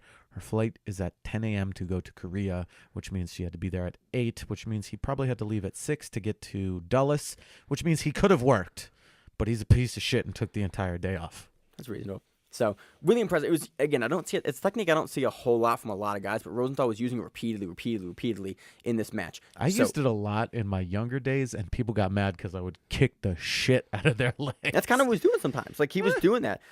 Maybe I'll go back to it then. It was a super tentative match back and forth between Krikorian and Rosenthal, and then you just saw both guys were looking for the entry that they wanted. You're in the quarterfinals. Both guys are super dangerous. Both guys can finish at any time. And you saw that. And so they go to overtime, and at one point, Krikorian is on Rosenthal's back, and they're escaping, and Rosenthal's doing the roll, and they start to go off the mat. And Zach Meslany, who's running the tournament and running it, he goes move, and he's scooting people out, and they're gonna, because mats are longer, everyone's sitting on the mats because it's like a Kumite style event, and the crowd parts like the Red Sea, like the Red Moses? Sea, and they roll and they roll and they roll, and the crowd my continues to people part. go. The crowd continues to part as they continue to roll through the rest of the gym, and then escape happens. And which is cool. I liked it. They didn't stop it and reset it. Oh, cool. They had mat space, though. They moved the crowd while the match was happening. I like that. It was cool. It added to that level of drama in the semifinals because both these guys are really good. At the end, Krikorian in the second overtime is able to get a choke. in overtime. In the second finals. overtime. Moves on to the finals. Hernandez versus Moran. Hernandez wins via heel hook in regulation. So now we have Keith Krikorian versus Hernandez. And Krikorian takes it by heel hook in regulation, which means he is the featherweight tournament winner and wins $2,500 in cash. Dude, super impressive victory for Krikorian. Which I believe Rosenthal was the previous 145 champion. I think it was Krikorian is a champ. 45. Don't say fucking champ. I didn't say champ. I was going to, but I didn't. He is a 2-weight category champion. 45 and 55 for finishers. So good for them. Yeah, dude, great. Like, dude, I love the events. I think it's great. I love that they sometimes just have people that you've never heard of in there, and they can make it far. Yeah. And they bring different people in. Like, Krikorian is on the East Coast right now. Dude's fucking from California. Yeah. Dude, he's hard to beat, too. Like, man, he is tough to beat. And you saw at the end, like, Rosenthal's no joke, and Moran's no joke, and all these guys are good. And Keith is just, I'm interested to see what he does in 2019. Like, Do you think he has a similar record to Yes. last Dude, year? seeing him live and seeing what he does live and the speed in which he moves and how he transitions and how he finishes stuff, like, I think he has a very similar record. Because they've been putting him against black belts for a while now in all these tournament formats. Is he still not a black belt? He's a brown belt. Still? I think he had a brown belt last year. I think we saw him on Fight to Win this last year. Like, I would see him going for a title and Fight to Win. Wouldn't surprise me. Like, I'm not like I don't want to see it. I'm just like the dude competes at like a super high level. Again, belts are just like a thing. They sort of don't matter nowadays if you're not competing in the gi. Right. You know? So anyway, I think he has a similar record in 2019 they had in 2018. Like he's got the one loss so far to Nicky Ryan. In the trust. That's it so far this year. Like it's February, we'll see what he does. Yeah. So other brackets. Let's talk about some super fights and then get into the undercard, if you will. Chris Shagoli versus Brian Antoine, and Antoine wins via fastest escape in overtime. Jess Feliciano versus Sarah Monzagelio, and Monzagelio won by armbar in regulation. Pierre Olivier Leclerc. He's the guy we saw from Kasai. Right, won right. this 170-pound Kasai qualifier. Right. Versus Andrew Alexander, and Leclerc won via armbar in regulation. This was a fun match. This is a real back-and-forth match. Lots of transitions, lots of attacks on either side. Big pullouts from leg locks a couple times, and really impressive performance from both guys. Highly recommend go back and watch this one because it was a fun-ass match. The main event super fight, John Battle versus Ray De Leon. This dude went out to California, competed at EBI, and then came back and is back on the East Coast competing 2 days later. Versus John Battle. Yeah. John Battle. Like, okay, so I rode with Ray when I went up to 10th Planet Bethlehem back in November before we knew my back was broken and before my disc was herniated and I was all fucked up. When you could actually train properly. When I could train properly. Dude whooped my ass. Like, I am an okay competitive purple belt. He sunned me. Josh is shaking his head. Don't listen to him. He's a terrible competitive purple belt. He whooped my ass in like the nicest way possible, but like sunned me. And John Battle took him down, or they went to. He armbarred him in regulation quickly, impressively. Like John Battle is now the 2-division champion for Fight to Win. He has this main event super fight versus a dope competitor in Ray De Leon and armbars. I'm like, Ray's really fucking good, and I'm excited to see what John Battle continues to do. I'm excited to see if he defends his title in Philly, in the gi or no gi for Fight to Win. It's super exciting. So let's go to the undercard of this whole thing. There were quite a few matches. Super fight undercard. Kelsey Singh versus Christina Briggs. Briggs won by armbar in overtime. This was the opening match, and these women went at it back and forth, and it kind of set the tone for the rest of the event. Sweet. Jack Stapleton versus Alex Harrell. So he was in the tournament, and he had super fights in this matchup. So he was pulling Stapleton was pulling double duty in this event. Harrell won via rear naked choke in overtime. Eric Naples versus Chris Crawford, and Crawford won via heel hook in regulation. So I was talking to Eric, and he just competed in the 125 tournament finishers on Finisher 7, and apparently Junior from GF team says that Eric and I had a match at some point in blue belt, in like early blue belt, and like the Junior remembers this match, and Eric and I both go like, it's possible. And Eric was like, I would have been like 16 then. I was like, yeah, I've competed against 16-year-olds, 17-year-olds since I've been in Maryland every event. Probably lost. Catherine Milaris versus Jacqueline Gola, and Milaris won via fastest escape in overtime. Stefan Gristina versus Vernon Jordan. And Jordan wins via heel hook in regulation. Chloe Tomlinson versus Catherine Egan, with Tomlinson winning via straight ankle lock in regulation. Mike Rekshan versus Danny Lopez, and Rekshan wins via heel hook in regulation. Jeeminous Christmas. It was a big event, Josh. Savannah Devaku, yeah, sure, versus Alyssa Pellin. Man, some of these names, man. Pellin wins via fastest escape in overtime. Alex Namath versus Sergio Villas, and Namath wins via heel hook in regulation. Alec Hubin versus Stephen Tonger, with Hubin winning via Kimura in regulation. You see Hubin on a bunch of events, so it's cool to see him on this event live for once. Chris Crawford versus Kevin Dantzler, with Dantzler winning via calf slicer in regulation. Zach Edwards versus Dante Muschamp, or Muschamp. Muschamp. It is Muschamp. Edwards wins via heel hook in regulation. Dude, Edwards is like 6'5". We cover Edwards all the time. I got to talk to him, and you'd cut to 170 for this. He was walking at like 195 before he started the weight cut down to this. I was like, Zach, dear God, he's like 6'5". I'm like, dear God, man, move up to 85. He's like, nah, man, my weight's just out of control. I'm like, dude, you can't be doing this. So, dude, looked really good. Super long leg, and that's how he's able to get to the heel hook, and it's impressive. Tom Selamere versus Michael Castroba, with Castroba winning via guillotine in regulation. Here's a name you've heard before. Nick Rodriguez versus Eddie Spoony Barger. Rodriguez wins via rear naked choke in regulation. Maine. Dude, he wins like the same way he won the West Coast trials. He does a cartwheel pass, takes the back, finishes a really quick rear naked choke. Like two. The guy just does shit and he just does shit. Wins. It's like great. I talked to him before his match and after his match, and like he's just like, I'm just trying to learn more jiu-jitsu so that I know what's there. And he's just pressure wrestling and then just does stuff and wins. He's a blue belt? Quotes there, in big ass quotes there. But I'm saying like he's blue belt. He's a blue belt. Scary. It's scary as shit. And it's just, I'm excited to see what he can do. It's a 230-pound match, and both dudes were every bit of that weight. Super impressive. Honestly, like, I don't have a ton of like technical analysis to give on the match. It was just motherfucker did a thing and won. Yeah, but like he's done it twice now. Where it's like, is this a thing he does now? Like, Stud. I don't even know if he does it. This is the term, like, you guys used outliers for like all these wild guys. This is like this is the definition of the word outlier, in the sense of like he's just this off over in this corner, don't know anything about him, and then dude, we wrote an article on him for but we don't. The dude's been training quote unquote jiu-jitsu for 9 months. 9 months. 9 months. 10 months now, maybe close to a year. Were you doing this shit a year in?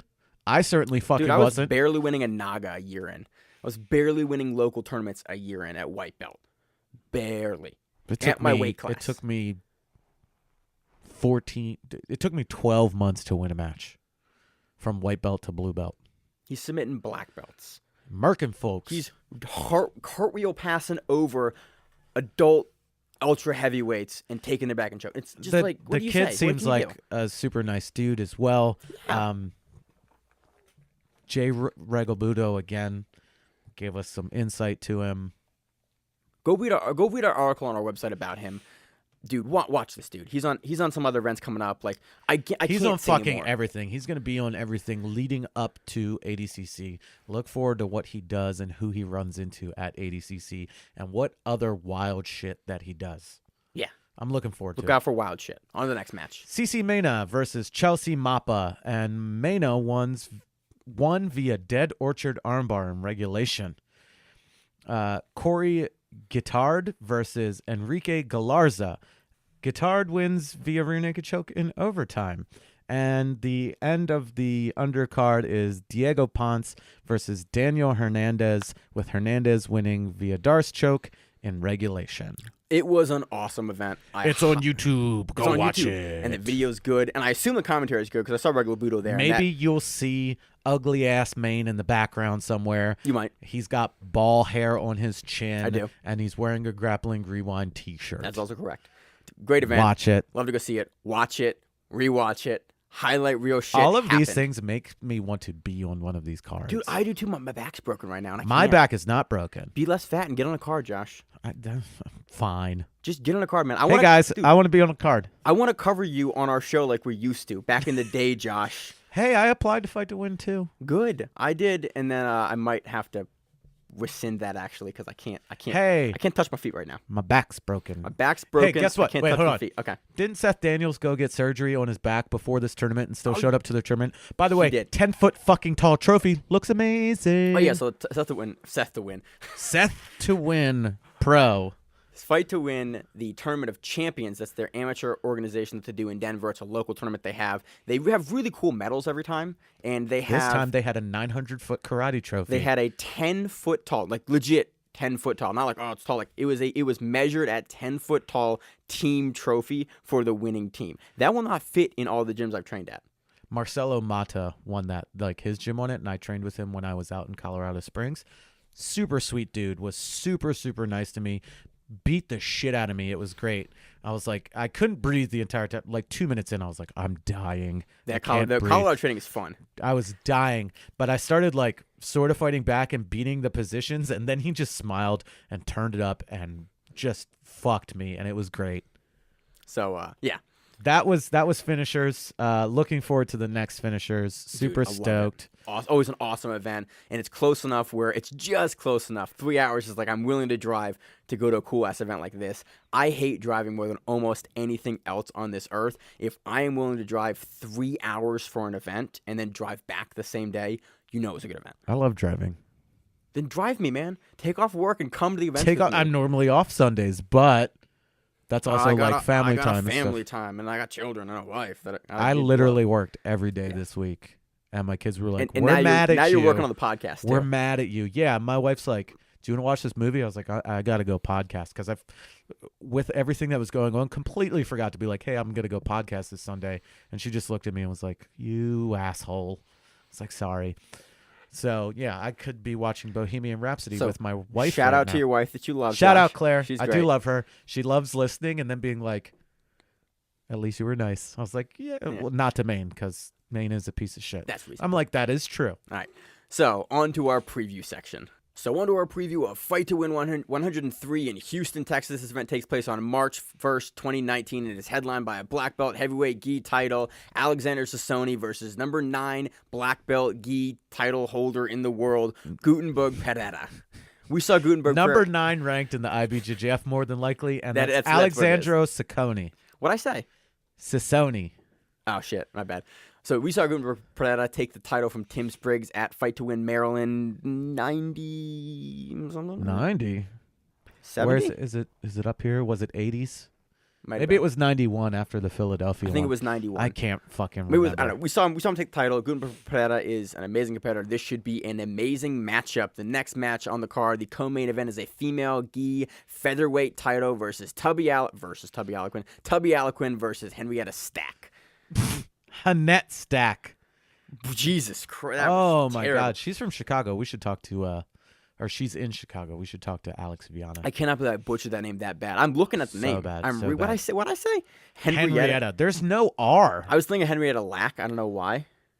Stop talking. completely Anyway, Josh taking over. Male bantamweight, black belt, gi bantamweight title match. That's right. Twice bantamweight. That's how. I just noticed this. Fuck. Now I'm super excited. Yeah. Jose Carlos Lima from GF Team versus Tomoyuki Hashimoto. Yeah. I'm stoked. That's awesome. They're usually rooster weights, so they're going up to bantamweight. They're not cutting weight at all. This is Oh, I'm so excited. This is I'm so excited. match to watch. Going on. Tomoyuki. Say it right. Tomoyuki Hashimoto. Hashimoto is an amazing black belt at a Carpe Diem. Hashimoto-san. Do not miss this match. If George is listening, he'll know exactly what I referenced, and he'll laugh and text me Tuesday. 235-pound black belt gi match. Stephen Hall Pesadillo versus Dean Zino. 205-pound black belt judo match. Judo! And Jamie Lascano versus Seth Daniels. And this is Seth Daniels, CEO of Fight to Win's first black belt judo match in 12 years. First judo match in Did 12 Seth years. actually get surgery on his back? Because I know he posted about it. Or did he just get like a procedure? Because this just happened, and now he's going to do a judo match? And it's been scheduled, and he knew, and it's listed. So I maybe think- it was just like a small thing that... But he's listed on there, so it's like that is Anyway, exciting. To see that's Seth doing exciting. judo, I'm gonna look. That's exciting. I'm looking for the sweep. yeah. 205-pound black belt gi match. Angelus McCarlane versus Robert Yamashita. 205-pound black belt no-gi bout. Joe Dirksing versus CJ Hancock. 200-pound black belt gi match. Ignacio Neto versus Roger Narvaez. Narvaez? 195-pound black belt gi match. Brian Marvin versus Marcus Bello. 185-pound black belt gi match. Thomas Mancha versus Jeff Messina. 180-pound black belt gi match. Marcelo Azevedo versus Alex Henley. 170-pound black belt gi match. Danny Duckworth versus Joshua Sharpless. 165-pound black belt gi match. Drew Lockwood versus Ed Ramos. 160-pound black belt gi match. Isai Cabrera versus Rolly Delgado. Ooh, GF team. 140-pound black belt gi match. Davin Ordinario versus Washington Luis. And then we have a brown belt super heavyweight gi masters title. Chris Robertson versus Carlos Silva. And a brown belt heavyweight gi title bout. Dinko Bektik versus Ryan Walsh. And we have a host of other brown belt matches on the card. Is Troy on this one? I do not believe... Dude, he was... Hi, Troy. Hi, Troy. What's up? I don't think he's on this one. He's on every other one at this point recently. Is Brittany on this one? I don't... I think her arm's is broken she trying? Oh, it's I think still her arm's broken. broken still. Yeah, she's healing it up. So hopefully she'll be back on soon. Bummer. So looks like a great event. Kids and teens matches, Definitely all sorts of watch fun it. stuff. Texas. What's that, 2 hours behind? You were just there. You should know. I think it's 3. 2. No, fucking California is 3 hours behind. I think it's 2. Okay. So on to our preview of the Midwest Finishers #1, the lightweights. This event takes place on March 2nd, 2019, and is being hosted at 10th Planet Lombard in Lombard, Illinois. Lombard, Illinois. I couldn't do that. It's being streamed on Facebook, and the live brackets are on... It looks like it's being streamed via YouTube, What'd I say? Facebook. Jeez, I'm an idiot. I read YouTube and then said Facebook like an idiot. So, being streamed on YouTube on the Midwest Finishers YouTube page. Go recommend it. Go watch it. They have a 16-pound, 155-pound lightweight championship bracket for $1,600 and a championship belt. And in that bracket, we have Kyle Perkins from Team Coran, Michael John from 10th Planet Orange County, California, Alex Seaver from Carlson Gracie Team in Illinois, Nick Ronan from Sarah BJJ and Henzo's from New York, Matt Ferran from Technica Jiu Jitsu in Florida, Hashir Azam from 10th Planet Lombard, Jordan Holy from the Dark Side in Texas, Caio Oliveira from Tech Team BJJ in Illinois, Daniel Rodriguez from Damian Maya Jiu Jitsu in Illinois, Andrew Bernhock from Foundation BJJ from, is that Wisconsin or Washington? one of those. Wisconsin, I think it is. Chris Orozco, there we go, from Travis Moore BJJ in Texas. Kurt Chase Patrick, 10th Planet Fairfield in Connecticut. And Alex Hody from Roots Jiu Jitsu in Michigan. Oh, there's still more people. I'm not done yet. 16-man bracket, Josh. I can't count. Jimmy Morgan from 10th Planet Burbank. Kyle Thomason from Team James Klingerman. Emilio Hernandez. Emilio. I saw him, the Mighty Ducks man himself, and I was all like, Emilio. He's from Tennessee BJJ in Tennessee. Yeah. And then we have some, hold on, you're skipping. Super fights. John Podarelli versus Isaac Cordova. Nick Masiello versus Tom Higgins. Elena Kai versus Nabila Martinez. Nate Pena versus Andrew Alexander. I almost called him Alexander. Justin Rainick versus Michael Carpenter. Blake Klassman versus Mike DeWitt. Yeah. There's a host of other matches and people on this card. There's a lot. It's cool that it's on YouTube, not Facebook. I almost said Facebook. Just look up Midwest Finishers. Yeah, looks to be like a great event. Again, they've laid it out well. All the production looks good so far. Again, it looks like a great inaugural event using that finishers going from the East Coast. Like I just covered it, East Coast New Jersey to the west, into like the Midwest. So it gives us a chance to cover more people in the Midwest, and super exciting. A lot of names we've seen before. Should be a lot of fun. So on to our preview of Sub Spectrum on Saturday, March 2nd. Super excited. The main event, Matt Layton versus Tex Johnson. Dude, this is such a good main event. And the gi. Yeah, it will be streamed on YouTube, the Sub Spectrum YouTube channel. They go live at 6 p.m. Central. They'll embed the YouTube link on the Sub Spectrum Facebook page, as well as Jordan Peitzman's page to make sure it's easy to find. So, again, main event, Matt Layton versus Tex Johnson. Super stoker on this one. Oh, here's somebody that we've heard before. Keith Krikorian versus, another person. John Battle. Yeah. That's going to be a This sick is a rematch. match. These guys fought before at finishers, and I think Battle won it by a knee, right? That was, I want to say, one of the early finishers, like finishers 3 or something, like early in the finishers. So this is an exciting rematch. I am amped. It's funny. We saw both these guys today at finishers, and now we're seeing them next week on Sub Spectrum. You got to stay going. Great matchup. So there's a 135-pound championship going on. How the fuck is Junior Ocasio making 135? He made 135 a little bit ago.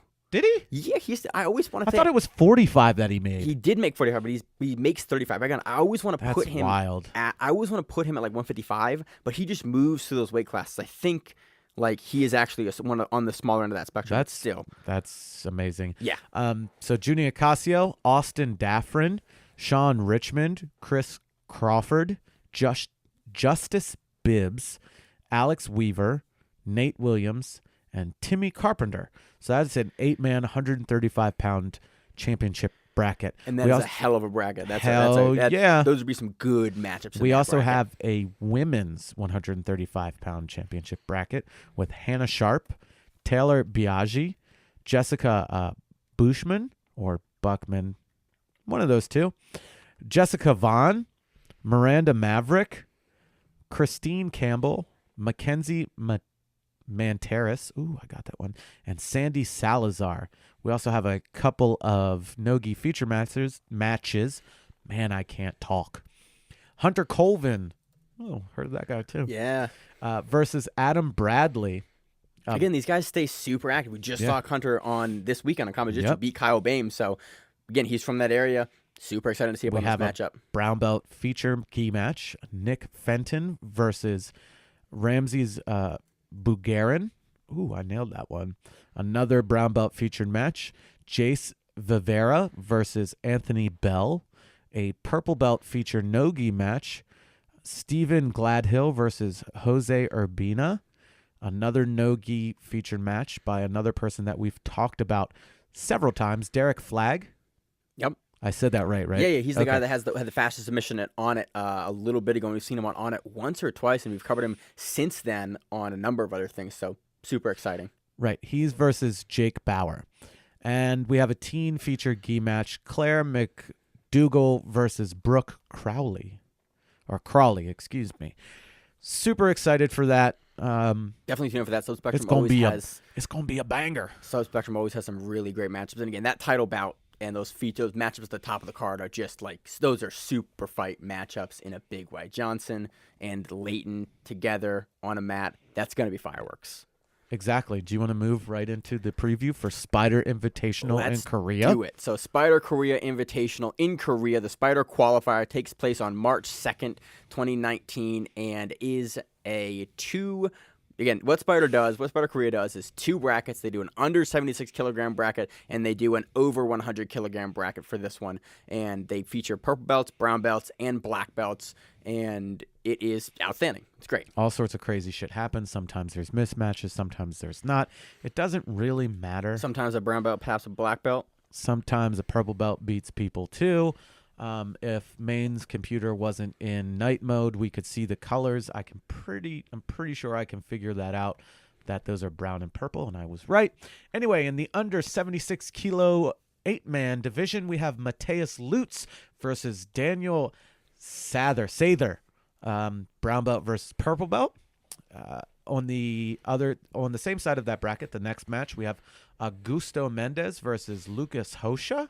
That's going to be a great matchup. On the other side of the bracket, we have Mateus Luna versus Levi Jones, who's coming off a huge victory Over Lepre at the over Europeans. Lepre at Europeans. Yeah. Really tight match, but still, that's probably the biggest victory of his career by far. At the moment. Yeah. And now we also have on that side Osvaldo Moisinho versus Sanghyun Lee. My Koreans. Another good. black belt versus a brown belt match. So in the under 100 kilogram match, we have. I always want to not pronounce the R, but he's American. He's American. Roberto Jimenez versus Anderson Muniz. We just saw Jimenez on trials look really, really good.